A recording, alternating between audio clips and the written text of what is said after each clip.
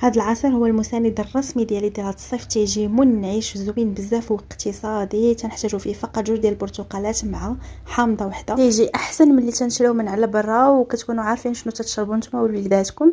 غادي نغسلوا داك الليمون والحامض، غادي ناخذوا غير القشره ديالهم كيف ما تشوفوا، القشره الفوقانيه، ما نوصلوش للقشره البيضاء حيت تجي مره في العصير.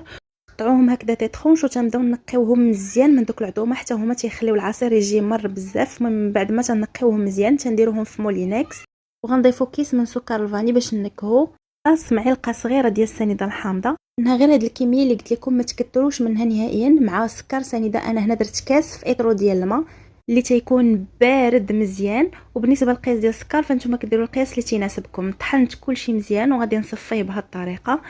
نكون حصلت على العصير ديالي كيف ما تشوفوا، تيخرج لينا كميه اللي كبيره وتيجي لذيذ بزاف بزاف. ممكن تزيدوا معاه فواكه اللي بغيتو اولا تحتفظوا به هكا، فهو كيجي رائع.